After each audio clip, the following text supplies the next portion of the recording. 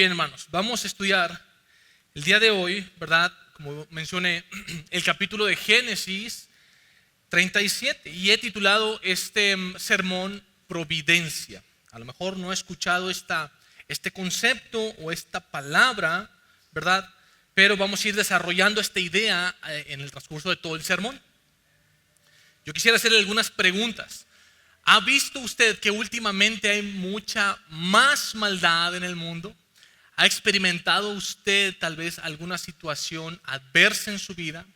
¿Ha tenido familiares, conocidos, amigos cercanos o conocidos cercanos que le han deseado el mal a usted? ¿Ha vivido situaciones injustas por el pecado de alguien más? Lo más seguro es que cada uno de nosotros hayamos respondido sí a alguna de estas preguntas. Y yo creo que algo natural cuando vemos estas situaciones es que nosotros nos preguntemos, ¿dónde está Dios en medio de estas situaciones? Muchas veces nos hemos preguntado, ¿por qué me pasa a mí esto, Señor? ¿Por qué a mí? ¿Por qué así? Me acuerdo de esta frase. ¿Por qué el Señor a veces parece estar ausente en nuestras vidas y en estas situaciones?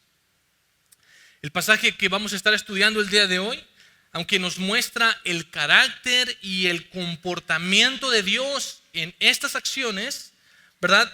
Nos habla más acerca de Dios en sí que de los personajes que vamos a estar estudiando el día de hoy. Durante las semanas pasadas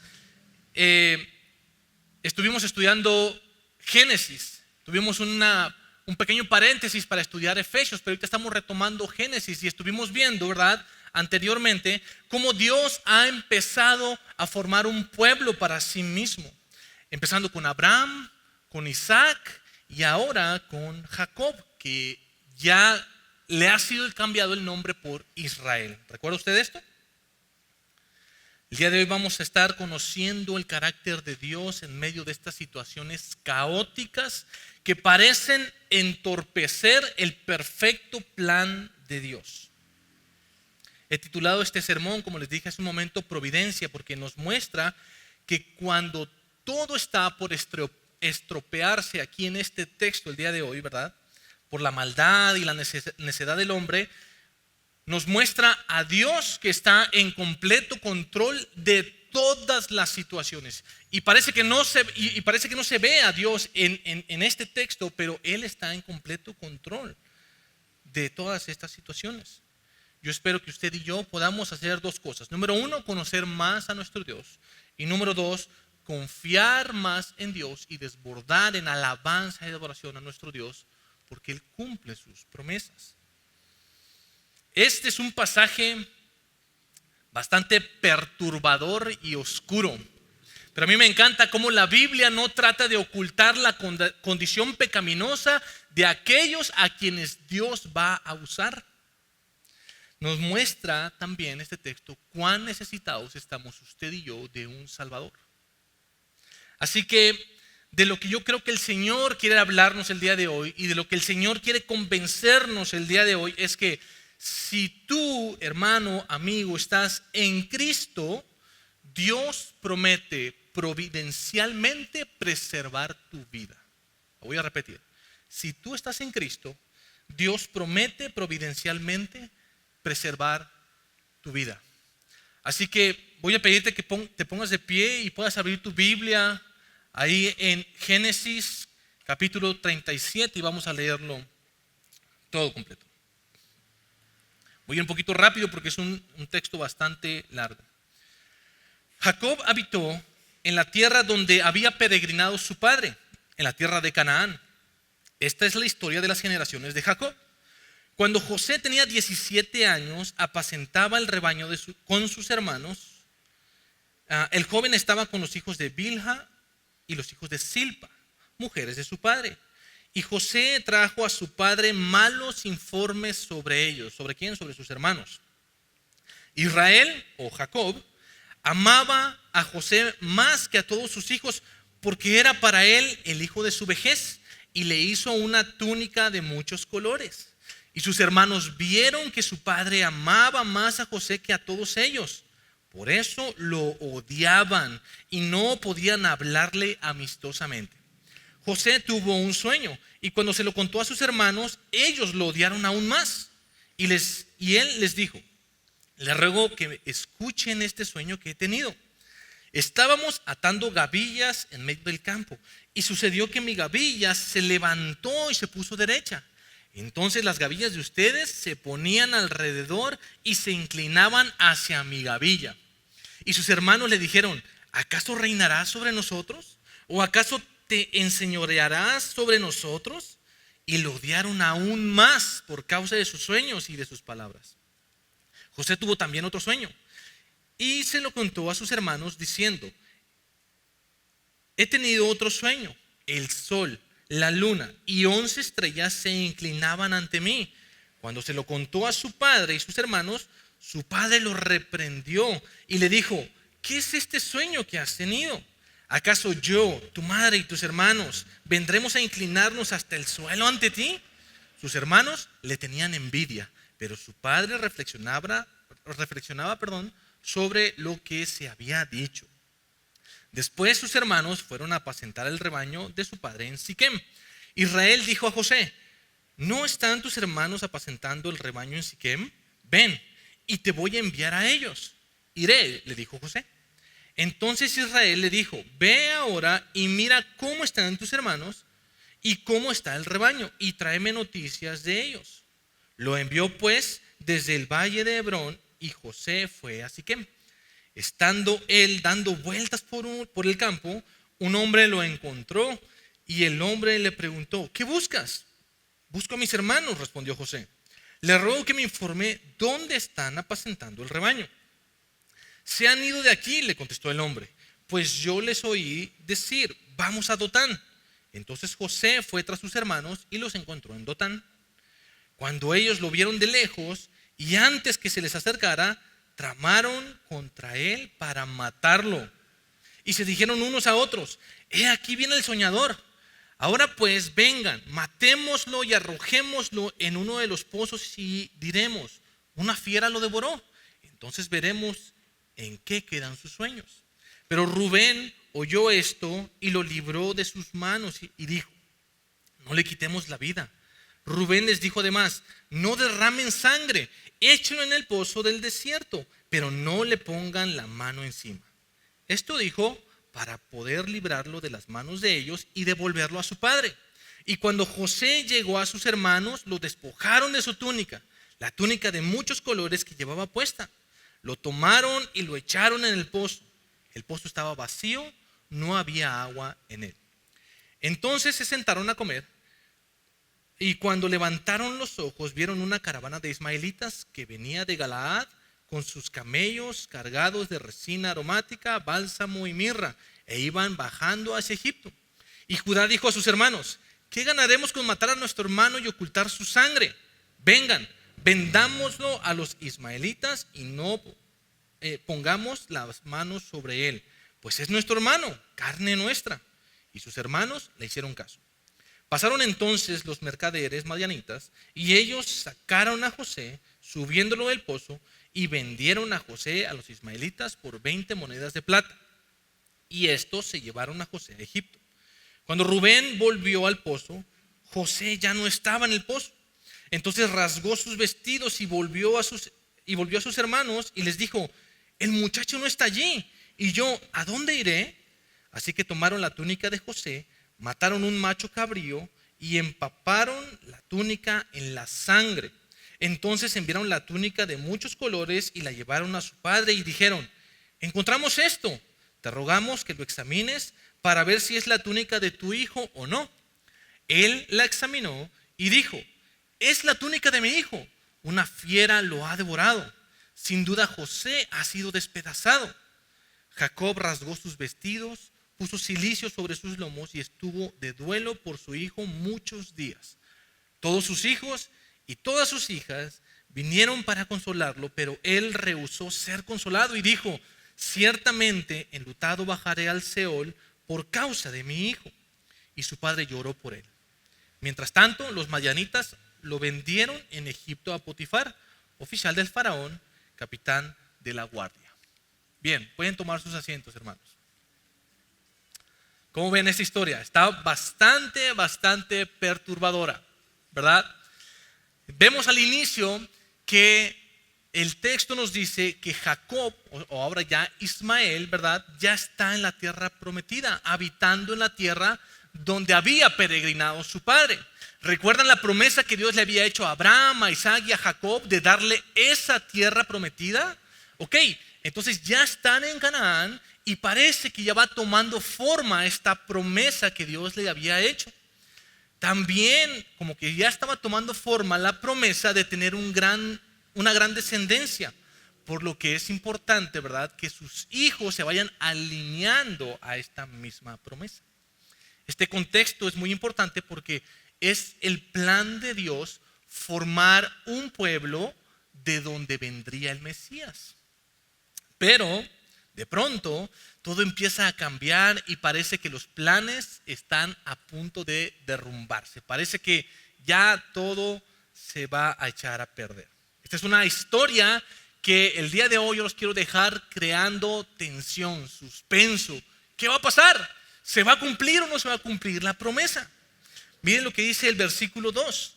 Esta es la historia de las generaciones de Jacob. Cuando José tenía 17 años, apacentaba el rebaño con sus hermanos. El joven estaba con los hijos de Bilha y con los hijos de Silpa, mujeres de su padre. Y José trajo a su padre malos informes sobre ellos. Ahora la historia que veníamos viendo, ya vimos la historia de Abraham, de Isaac y de Jacob. Ahora la historia cambia de sentido y empieza a presentar a un joven llamado José, un joven de 17 años, quien de hecho es un personaje del cual leemos más en el Génesis que de cualquier otro personaje. Incluso es muy destacado en el Antiguo Testamento por la integridad que él tenía hacia Dios. Es el 11º hijo de Jacob con su preciada y amada Raquel, a quien Dios decidió elegir para llevar a cabo sus planes perfectos. Son interesantes los detalles que nos va dando. Esto es una narrativa, esto es una historia que se nos está contando. Los detalles son muy interesantes porque nos dice el texto que José informaba a su padre acerca de las malas acciones de sus hermanos. Sus hermanos no eran, como decimos popularmente, una perita en dulce, ¿verdad? Ya anteriormente nosotros habíamos conocido que sus hermanos eran personas malvadas y perversas. ¿Recuerda usted lo que pasó en Siquem? Cuando Simeón y Leví hicieron una gran matanza en venganza de la violación de su hermana Dina. ¿Se acuerdan de esto? Recuerdan también que previamente vimos que Rubén, el hijo mayor de Israel, de Jacob, se acostó con una de las mujeres de una de las mujeres de su padre. Definitivamente estamos viendo a personas malvadas y cómo Dios va a usar a estas personas para cumplir su plan perfecto. Así que vemos a un joven inmaduro que podríamos pensar que está chismeando o acusando a sus hermanos, por lo que este genera un conflicto más entre José y sus hermanos. Para hacer un poquito peor la situación, Jacob muestra un favoritismo hacia José. ¿Cómo lo muestra? Al darle una túnica de colores. Pero nos narra también que porque José era el hijo de su vejez. Lo que a mí me resuena mucho es que es el primer hijo que pudo tener con Raquel, su preciada esposa por la que estuvo trabajando 14 años. Todo ese esfuerzo valió la pena para obtener a Raquel. Y después no pudo tener hijos. Y recuerdan cómo ellas les dieron a sus siervas, Raquel y Lea les dieron a sus siervas, Bilha y Silpa, para que tuviera hijos también. Pero ahora ya nace José con su preciosa esposa que tanto ama Jacob. Adicional le hace la túnica de muchos colores. Y es interesante, no quiero que se pierda con la túnica y que se lleve esto diciendo, es que la túnica, no. Pero es importante que podamos saber qué es lo que estaba representando, qué es lo que Jacob estaba diciendo a su familia al darle esta túnica de colores a su hijo. Era una túnica especial, no como las demás. Las túnicas comunes de ese tiempo eran pues como un pedazo de tela, ¿verdad?, que cubría el cuerpo, pero era sin mangas y llegaba hasta las rodillas. Esta túnica en específico era de colores y tenía mangas que llegaban hasta los puños y también era larga y llegaba hasta los talones. Se distinguía también por el material con el que estaba hecha. Parecía una túnica real. Lo interesante de esta túnica es lo que estaba representando esta túnica. Era una posición de autoridad, de superioridad y de privilegio sobre los demás. Es decir, Jacob lo que estaba haciendo al darle esta túnica, estaba diciéndole a sus hermanos: Él es quien obtendrá mi favor. A Él es a quien voy a designar como mi primogénito.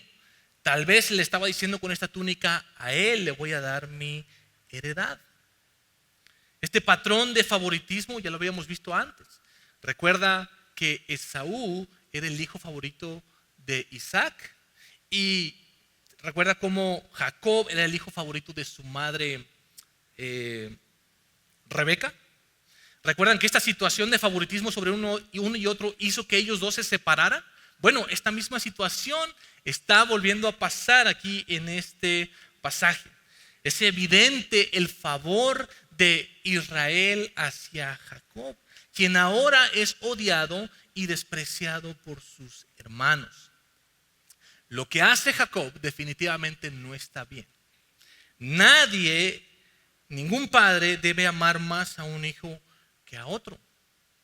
Pero también la actitud de los hermanos está de igual forma errónea. ¿Por qué voy a odiar ahora a mi hermano? Porque mi padre lo favorece más a él. Nadie debería odiar a sus hermanos. Hoy en día, ¿cuántas historias hemos escuchado acerca de familias que se han acabado por causa de la envidia? ¿Cuántas malas acciones no se han suscitado en consecuencia del odio y del rencor entre personas? Y no solo familias, amistades, instituciones, todo a consecuencia del pecado en las personas. Pero aunque Jacob estaba mal por expresar este favoritismo hacia José, no estaba mal en identificarlo como el primogénito, como el escogido. Porque Dios mismo le da 2 sueños a José en los que él, o sea, Dios, muestra la fiabilidad de su plan redentor. Estos sueños, escuche esto, en los tiempos antiguos, los sueños eran considerados como una fuente de información desde la esfera divina. Muy a menudo se tomaban muy en serio los sueños en los tiempos antiguos. Funcionaban en ocasiones como oráculos de situaciones futuras que podrían llegar a suceder. En Génesis especialmente hemos visto ya cómo los sueños han jugado un papel importante. ¿Recuerdan en Génesis 23, donde Dios se le presenta a Abimelech cuando Abraham y Sara van a la tierra de Egipto y Dios se le presenta a Abimelech y le dice: no toques a esa mujer porque si no vas a perecer?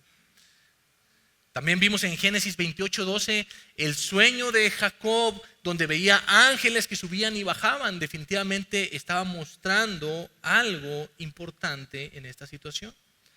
Estos 2 sueños que Dios le da a José son bien fáciles de identificar, bien fáciles de entender. Esto era que Dios había escogido a José para gobernar sobre su familia. Eso era lo que Dios quería transmitir a la familia de Jacob, a la familia de Israel, a través de los sueños de José. Y esto sucede muy a menudo en los planes de Dios.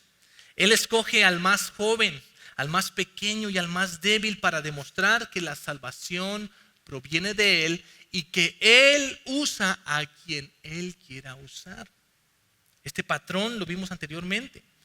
¿Recuerdan? No fue Ismael el primogénito, fue Isaac. No fue Esaú el primogénito, fue Jacob el menor. Ya lo habíamos visto antes. En Deuteronomio 7:7 podemos leer que Dios escogió a la nación de Israel a pesar de que era la más insignificante de todas las naciones. Dios usó a este pueblo para mostrar su poder. Aún hoy en día, Dios escoge a lo más vil, a lo más débil y menospreciado de este mundo para que puedan glorificar su nombre. Mire lo que dice 1 Corintios 1. Si puede buscar 1 Corintios 1, versos del 26 al 31. Pues consideren, hermanos, su llamamiento. No hubo muchos sabios conforme a la carne, ni muchos poderosos, ni muchos nobles, sino que Dios ha escogido lo necio del mundo. ¿Para qué? Para avergonzar a los sabios. Y Dios ha escogido lo débil del mundo para avergonzar a lo que es fuerte. También Dios ha escogido lo vil y despreciado del mundo, lo que no es, para anular lo que es, para que nadie se jacte delante de Dios. Pero por obra suya están ustedes en Cristo Jesús, el cual se hizo para nosotros sabiduría de Dios y justificación, santificación y redención, para que, tal como está escrito, el que se gloría, que se gloríe en el Señor. Es Dios quien decide a quién va a usar. Es Dios quien elige a quién va a usar. Algo muy interesante en estos sueños es que, en estos sueños de José, es que Dios no está mencionado en estos sueños. Aunque Dios está orquestando esto, Dios no aparece en los sueños. Simplemente José dice, cuando fuimos a sembrar, cuando hicimos aquí podríamos llamarle como las arrobas, ¿verdad? Como las de trigo,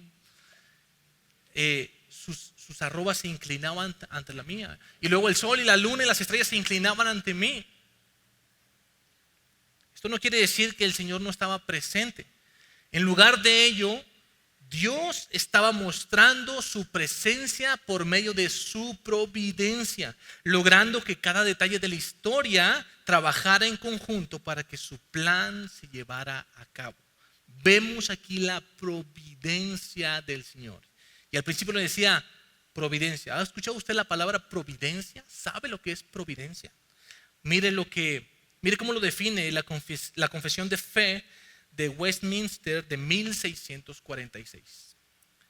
Dios, el gran creador de todo, sostiene, dirige, dispone y gobierna a todas las criaturas, acciones y cosas, desde la más grande hasta la más pequeña, por su sabia y sana providencia, conforme a su presencia infalible y al libre e inmutable consejo de su propia voluntad, para alabanza de la gloria de su sabiduría, poder, justicia, bondad y misericordia.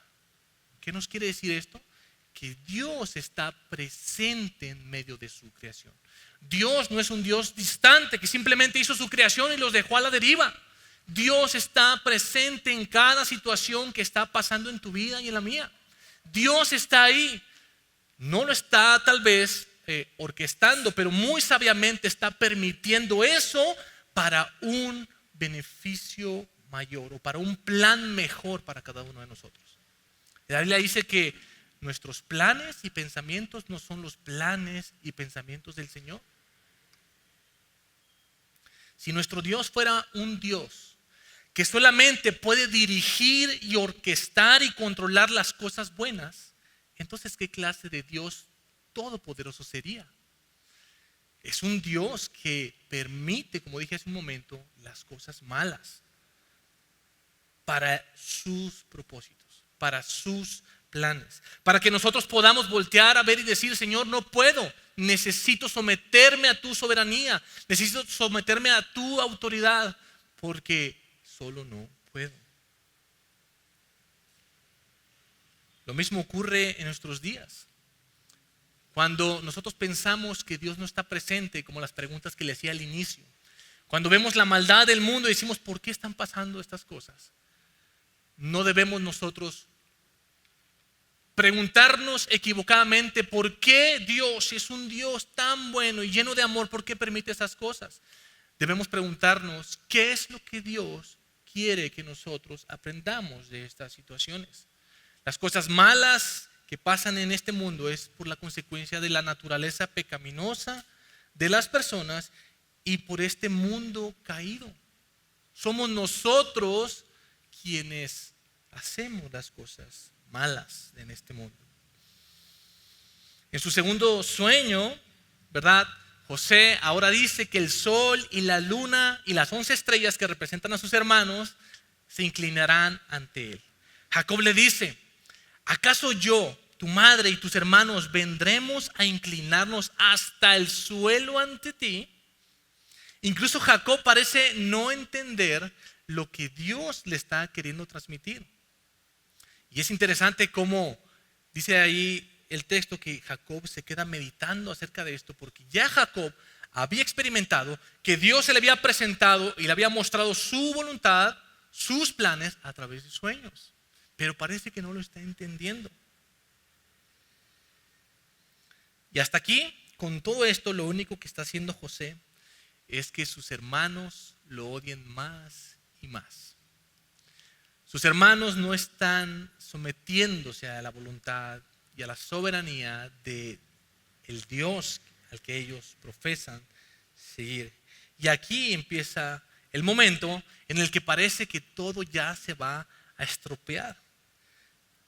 Tal como Dios parece no estar presente en los sueños de José, parece también estar ausente en el resto del capítulo 37. Pero Dios se da a conocer a través de su providencia a medida que orquesta varios eventos que parecen fortuitos o parecen por obra de la casualidad. Jacob envía a ver a sus hermanos a Siquem. ¿Recuerda usted este lugar? ¿Recuerda usted Siquem? ¿Recuerda qué pasó ahí? ¿Recuerda que ahí Simeón y Leví orquestaron una gran masacre, una gran matanza? Definitivamente Jacob teme por sus hijos debido a que hay gente malvada, perversa y agresiva en ese lugar. Ya tienen un historial sus hijos, entonces él se preocupa por ellos. Pero irónicamente está mandando al cordero al matadero. Jacob está ignorando que el verdadero enemigo está en su propia casa y son sus 11 hijos varones.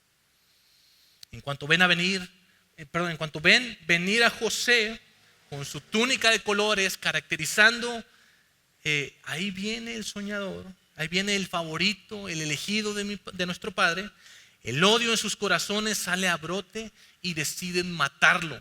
Mire qué personajes. Deciden sus hermanos matar a su hermano José. El homicidio proviene de un corazón lleno de odio y lleno de envidia. Mire lo que dice Santiago 4. La carta del apóstol Santiago, en el capítulo 4, en los versos del 1 al 3. ¿De dónde vienen las guerras y los conflictos entre ustedes? ¿No vienen de las pasiones que combaten en sus miembros? Ustedes codician y no tienen, porque por eso cometen homicidio. Son envidiosos y no pueden obtener. Por eso combaten y hacen guerra. Es la naturaleza pecaminosa del hombre hacer el mal. Es la naturaleza pecaminosa del hombre decidir matar, porque la palabra de Dios nos dice que aún aquel que llame idiota a su hermano tiene la misma raíz de maldad en su corazón. Es nuestra naturaleza hacer el mal. Cuando ellos están a punto de matar a José, cuando ya han decidido por fin matar y acabarlo, sale a relucir aquí el primogénito de Jacob, Rubén, quien, sintiendo la responsabilidad del hermano mayor, busca salvar la vida de José. Es curioso que, aunque nos dice el texto que también lo odiaba, el texto nos dice que sus hermanos lo odiaban, Rubén también odiaba a su hermano.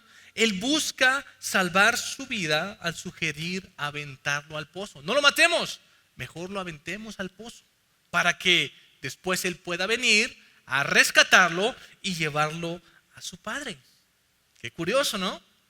Tal vez Él está buscando reivindicar su nombre.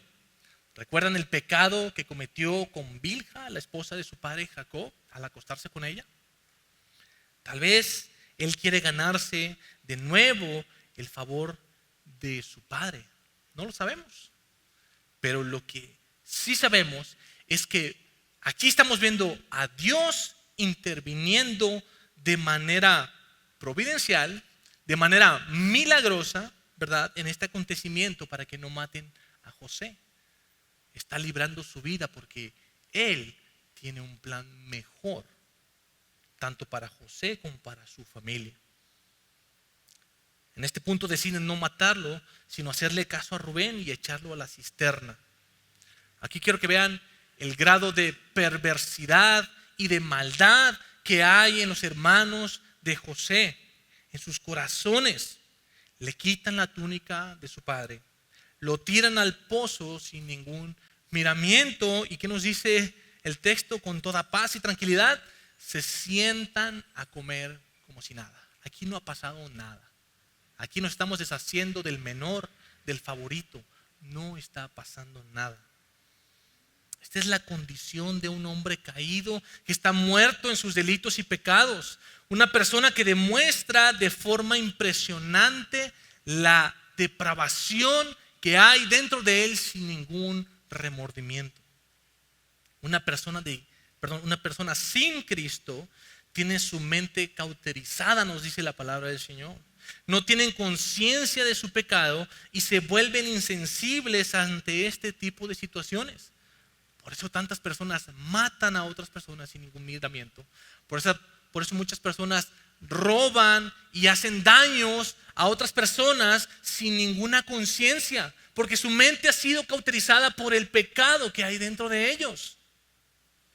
De este tipo de personas está lleno este mundo que se mantiene en tinieblas. Y vemos aquí que entra en escena un nuevo personaje, Judá, uno de los hijos de Jacob, a quien se le ocurre la brillante idea de, oigan, pues si ya nos vamos a deshacer de él, ¿por qué no obtenemos un poco de dinero? Deciden venderlo a los ismaelitas, a unos comerciantes madianitas, para evitar el derramamiento de sangre y a la vez obtener dinero. Pasan estos comerciantes ismaelitas y venden a José por 20 monedas de plata, en la ausencia del hermano mayor, en la ausencia de Rubén. Hasta este punto lo único que podríamos decir o llamar como rescatable es que ellos no matan a José. Ellos deciden no matar a su hermano. En este punto no podemos pensar bien de los hermanos de José, ya que decidieron, ay, qué buenos son, decidieron perdonarle la vida. Pero tampoco podemos pensar mal de ellos porque estaban pensando en deshacerse de él y ganar al mismo tiempo el dinero. Como dato curioso, fue gracias a Judá que José no murió en esa cisterna, porque ellos estaban considerando dejarlo ahí a su suerte, que se muriera ahora en la cisterna, no llevarlo de regreso a su casa. Rubén tenía esta encomienda de llevar a todos sus hermanos como el primogénito, como el mayor, tener el cuidado de sus hermanos y regresarlo a su padre. Pero es Judá quien dice, no lo matemos, mejor lo vendamos.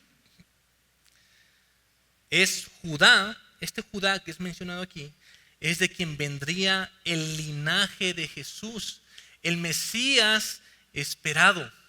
Qué curioso, que de alguien tan pecador, que de alguien tan cruel y despiadado, venga el linaje del Señor. Esto nos habla acerca del carácter de Dios, como decíamos hace un momento. Él usa a quien Él quiera usar. Esa es su soberanía, esa es su providencia. Hasta este momento no hay nada que rescatar de estos hombres. No hay nada bueno en estas personas. Podríamos pensar en Rubén, quien aconseja a sus hermanos en no matar a José, pero lo vamos a ver en la siguiente semana, no se lo pierda, como Rubén, ¿verdad? Viola a su hermana Tamar. Otro caso totalmente perverso y aterrador. Y vemos nuevamente cómo el Señor usa a estas personas. Cuando Rubén regresa, rasga sus vestidos, una señal de dolor, pero es más por el pesar de él que por el pesar de su mismo hermano José o lo que va a ocasionar en su padre. Él está diciendo, ¿qué voy a hacer? ¿Qué le voy a decir a mi padre?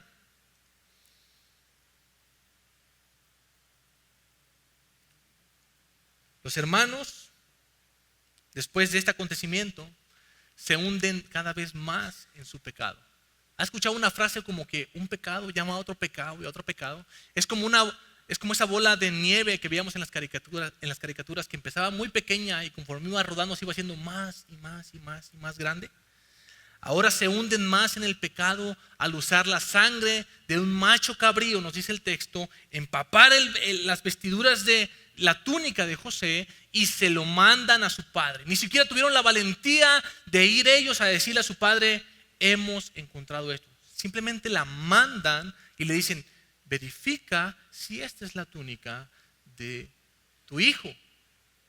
Mentiras, engaños, perversidades vemos en estas personas. Claro que era la túnica de su hermano. Claro que era la túnica que Jacob le había dado. ¿Por qué quieren engañar a su padre? Ahora en esta situación, Jacob ha perdido a su hijo favorito. Ahora está inconsolable. Vemos que vienen sus hijos. Estos mismos hijos que acaban de vender a José vienen para tratar de consolarlo. Vienen también sus hijas para tratar de consolarlo, pero él está totalmente dolido. Jacob está destrozado por perder a su hijo favorito, por perder a José, a quien lo han separado de su padre y de toda su familia. En cuanto a José, el texto nos termina diciendo que es vendido, es llevado prisionero, ¿verdad?, a Egipto y es vendido a Potifar como esclavo. ¿Qué podemos tener rescatable en toda esta historia? En esta historia de gran tensión que nos hace preguntarnos, ¿se cumplirá o no se cumplirá la pregunta? José está siendo llevado a Egipto, pero si la tierra prometida estaba en el lado opuesto y ya se está yendo hacia otro lado, entonces ¿se va a cumplir o no se va a cumplir la promesa? ¿Qué va a pasar? Pero algo sobresale en esa historia. Ninguno de estos terribles acontecimientos sucedió por obra de la casualidad. José mismo reconoció que Dios lo había planeado todo para salvar a mucha gente, que Dios había permitido todas estas cosas malas y perversas para salvar a mucha gente. Vaya conmigo ahí a Génesis 50, en el versículo 20, miren lo que dice. Es José hablando a sus hermanos después de que hay una gran hambruna y que los hermanos y la familia de José se van a Egipto. Miren lo que dice, versículo 20 del capítulo 50.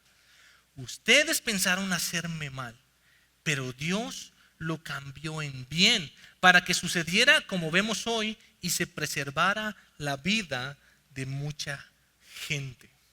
La providencia del Señor. La providencia de Dios significa que Él está íntimamente involucrado con su creación. Que Dios está en medio de su creación. Dios está contigo y conmigo aún en las situaciones más perversas por las que podamos pasar. El Salmo 147 nos dice que Dios está en control de la naturaleza. Proverbios 16:9 nos dice que Él está en control de las acciones de la gente. Incluso está en control de la maldad y las acciones pecaminosas de las personas. como José bien le mencionó a sus hermanos. El mal que ustedes quisieron hacerme, Dios lo transformó en bien. En este capítulo vemos cómo Dios usa las malas acciones de los hermanos de José para que se cumpliera su propósito, su plan. Dios usa esas malas acciones, esa maldad, esa perversidad para preservar a su pueblo. Porque si José no hubiera llegado a Egipto, entonces tal vez su familia hubiera muerto de hambre. Más adelante vamos a ver que en los 7 años de hambruna, esta familia sería preservada por Dios a través de José. Sabemos que José después terminará siendo gobernador, un gobernador de Egipto. Pero vea cómo empezó todo. Mire cómo los planes de Dios son perfectos. Los planes de Dios son perfectos, hermanos. Él no se equivoca, a Él no se le chispotea o no se le va del control de sus manos las cosas que acontecen hoy en día. Ante todo esto, se pudo dar cuenta de algo peculiar en toda la historia después de que José narra los sueños a sus hermanos y a su padre. Algo peculiar es que él permanece callado. Cuando sus hermanos están por echar a perder todo, él permanece callado, confiando en el Señor. Esto nos hace un tremendo eco acerca de nuestro Señor Jesucristo. Al igual que José, Cristo fue rechazado por su familia. Cristo fue odiado por el mundo. Mire lo que dice Juan 1. El Evangelio de Juan, capítulo 1, versículo 11. A lo suyo vino y los suyos no lo recibieron. Fue rechazado por los suyos. Juan 15, 18. Si el mundo los odia, es Jesús hablándole a sus discípulos, si el mundo los odia, sepan que me han odiado a mí antes que a ustedes. En José vemos un tipo de Cristo. Vemos que también Jesús, al igual que José, fue traicionado y vendido por unas monedas de plata. El contraste aquí es que José no sabía qué iba a pasar con su vida. Él no sabía que él estaba esperando el futuro. Nosotros, que hoy tenemos este precioso libro, sabemos y conocemos que Dios preservó la vida de José, pero él no sabía lo que estaba por pasar. Pero el contraste con Jesús es que él sí supo desde el principio cuál era su misión: morir en la cruz del Calvario para salvación de muchos.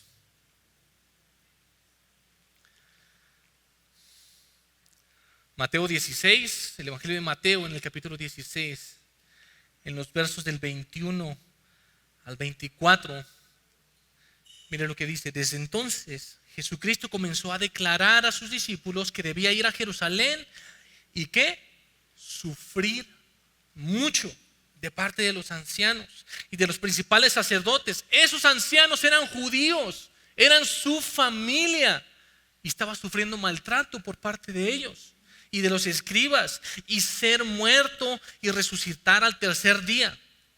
Tomando aparte a Jesús, Pedro lo reprendió. No lo permita Dios, Señor. Eso nunca te acontecerá. Es lo que Pedro le dice a Jesús. Pero volviéndose él dijo a Pedro: quítate delante de mí, Satanás. Me eres piedra de tropiezo, porque no estás pensando en las cosas de Dios, sino en las cosas de los hombres. Si gusta ponerse de pie y vamos analizando esto. Era necesario que Cristo muriera en la cruz del Calvario. Ese era el plan desde el principio, y Él lo conocía, y Él tomó la decisión de cumplir ese propósito para el cual Dios lo envió a este mundo.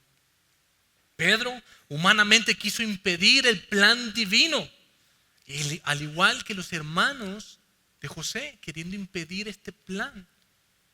Pero Dios estuvo en control absoluto de todas las situaciones, de todas las situaciones fortuitas, de todas las situaciones desconocidas aún por ellos.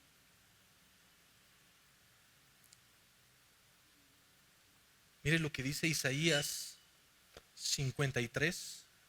Si puede abrir su Biblia en Isaías 53, en los versos del 1 hasta el 7. ¿Quién ha creído a nuestro mensaje? ¿A quién se ha revelado el brazo del Señor? Creció delante de él como renuevo tierno, como raíz de tierra seca. No tiene aspecto hermoso ni majestad para que lo miremos, ni apariencia para que lo deseemos. Fue despreciado y desechado de los hombres, varón de dolores y experimentado en aflicción. Y como uno de quien los hombres esconden el rostro, fue despreciado y no lo estimaron. Es Isaías, acerca de más o menos 400 años hablando antes de que viniera Jesús, hablando acerca de este rechazo y de este sufrimiento que tenía que pasar. Ciertamente Él llevó nuestras enfermedades y cargó con nuestros dolores. Con todo, nosotros lo tuvimos por azotado, por herido de Dios y afligido. Pero Él fue herido por nuestras transgresiones, molido por nuestras iniquidades. El castigo por nuestra paz cayó sobre Él, y por sus heridas hemos sido sanados. Todos nosotros nos descarriamos como ovejas, nos apartamos cada cual por su camino, pero el Señor hizo que cayera sobre Él la iniquidad de todos nosotros. Y mire la humildad de nuestro Señor Jesucristo en el versículo 7. Fue oprimido y afligido, pero no abrió su boca. Como cordero que es llevado al matadero, y como oveja que ante sus trasquiladores permanece muda, Él no abrió su boca.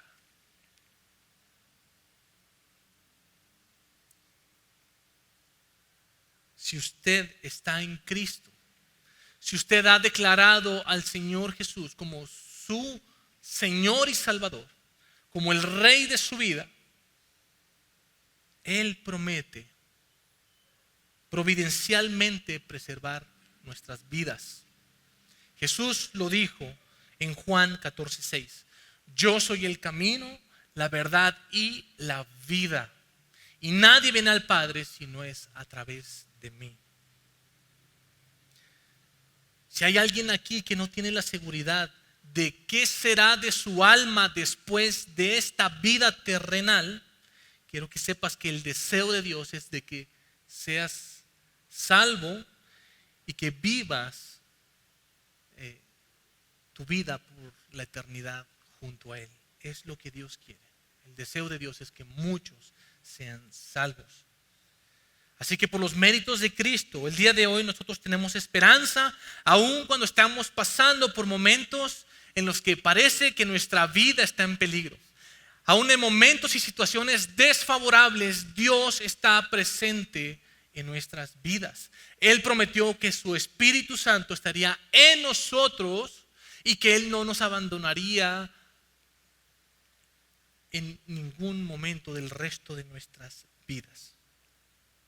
Juan 10, versos 27 y 28 dice, y es uno de mis textos favoritos: mis ovejas oyen mi voz, yo las conozco y me sigan. Yo, dice Jesús, les doy vida eterna y jamás perecerán, y nadie las arrebatará de mi mano. Jesús prometió estar con nosotros todos los días de nuestras vidas hasta el fin del mundo, y Él cumplirá su promesa. Vamos a tomar un tiempo para orar. Señor, gracias, Señor, porque el día de hoy tú te has revelado a nosotros a través de tu palabra, oh Dios. A lo mejor no conocíamos este aspecto, Señor, de tu carácter. A lo mejor no sabíamos y no conocíamos acerca de la providencia, que tú estás en completo control de todas las cosas. A lo mejor hemos Pecado de desconfiar que en ciertas situaciones, Señor, tú no estás con nosotros y en nosotros y en control de todas las situaciones. Señor, incrementa nuestra fe. Ayuda a nuestra fe, ayuda a nuestra mente y a nuestro corazón a conocerte cada día más, Señor, y a poder confiar mucho más en ti, Señor.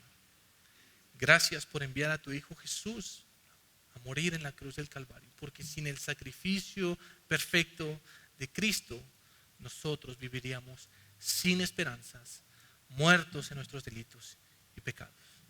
Ahora, Señor, por los méritos de Cristo, sabemos que para los que amamos a Dios, todas las cosas nos son a bien, nos ayudan para bien. Gracias, Señor. En el nombre de Cristo Jesús oramos. Amén.